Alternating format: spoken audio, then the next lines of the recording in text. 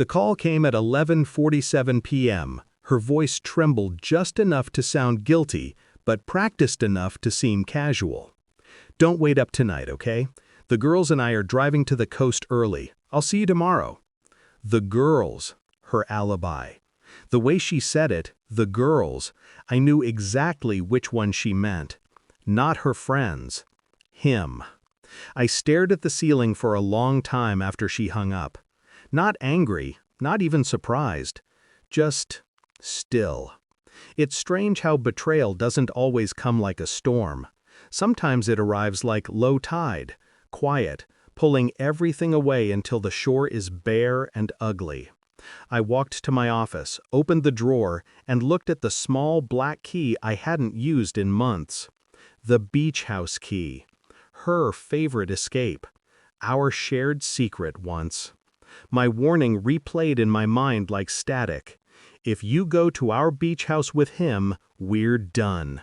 And she had gone. The GPS on her car confirmed it hours later, a small dot pulsing on the coast, right where I expected. By morning, I was already driving there, calm, steady, invisible. Not alone. The beach house sat on the edge of the dunes, framed by glass walls and betrayal. I parked behind the trees, engine off, waiting for silence to take over. Inside, the faint hum of music floated through the windows, soft laughter, clinking glasses, her laughter. I'd memorized that sound once. Now it felt foreign, plastic. Through the sliding doors, I saw her silhouette, hair down, barefoot, holding a wine glass that used to be mine. He stood behind her, the man I'd seen in her messages, her business partner. I watched them move together like actors who'd rehearsed too long. The touch too casual, the smile too deliberate. She leaned against the counter, whispering something that made him laugh. And in that laugh, I heard the truth I'd been pretending not to know. They weren't hiding it anymore, not from me, not from themselves. I didn't move, didn't speak, because tonight wasn't for confrontation, it was for exposure. Across the living room, a phone lit up on the counter. His. The wallpaper caught my eye, a photo of him holding a woman and two small children, smiling beneath summer light. I smiled too, because she wasn't the only one who forgot what loyalty meant.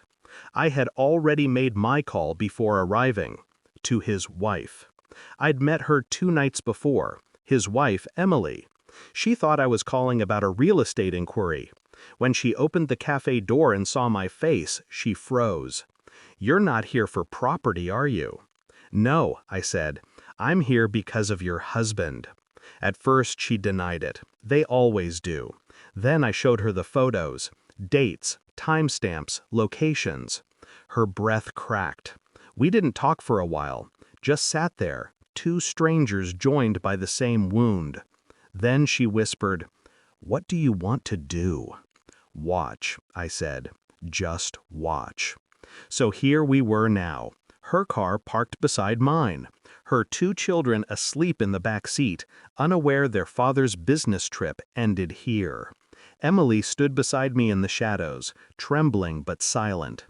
Her sister was with us too, because I asked her to bring family.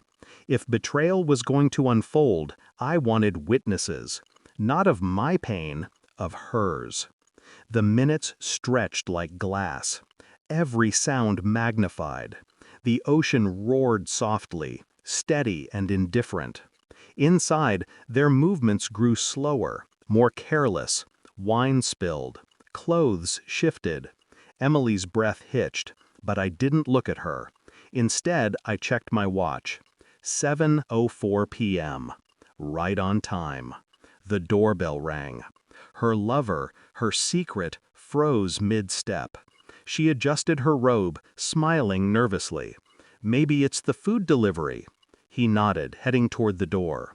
When he opened it, Emily stood there. Behind her, their 2 kids. For a moment, the world stopped breathing. Her son called out first, "Daddy?" Voice small and confused. Her lover's face collapsed. And my wife, she turned pale before she even saw me. I stepped from the hallway, calm, hands in pockets. "Evening," I said. No shouting, no chaos, just quiet destruction. Emily looked at him with a trembling smile that wasn't a smile. "This is where you spend your business trips?" He stammered something incoherent. My wife tried to speak, but I lifted a hand. "Don't," I said softly. "You made your choice when you packed that red dress." Her eyes widened. She hadn't worn it yet, but I'd seen it in her suitcase earlier. Her mouth opened, then closed. The weight of realization hit her. I'd been here before she arrived. I turned to Emily. "You wanted the truth. Now you have it." The silence that followed was exquisite. No shouting, no excuses. Just the sound of waves and the quiet collapse of two lives. I walked to the counter, poured myself a glass of her wine, and took a slow sip. "This was supposed to be our place," I said. "Every nail, every tile, you chose it." She stepped forward. "Please, don't," I repeated. "You lied too long for sorry to matter." Her lover's wife stood there, still and steady now. She wasn't crying anymore. Her sister took the kids outside. When the door shut, the man finally spoke. "What do you want from us?" I smiled faintly. "Nothing. You've already given me everything I needed." I placed my phone on the counter, screen still recording. The live feed had already been sent to his company board group chat, and hers. They didn't need to be destroyed by anger, just the truth. When the notification chimed, both of their phones lit up at once, their faces drained of color. I walked to the door, my reflection ghosting across the glass. Behind me, she whispered, "You planned this." "Yes," I said, "and you walked right into it." The night air outside was clean. Salt, silence, and closure. Emily sat by her car, holding her sleeping kids, tears streaking her face like rain. I didn't comfort her. She didn't need words. Neither did I. Some wounds don't heal. They cauterize. I looked back once, the house glowing faintly in the dark. Two figures standing behind glass, trapped in their own reflection.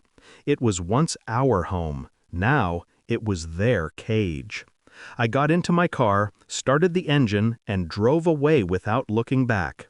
By the time the road curved inland, my phone buzzed. A message from her, just 2 words, "I'm sorry." I deleted it without opening. The ocean whispered through the open window, cold and endless. And for the first time in months, I felt nothing. Nothing at all.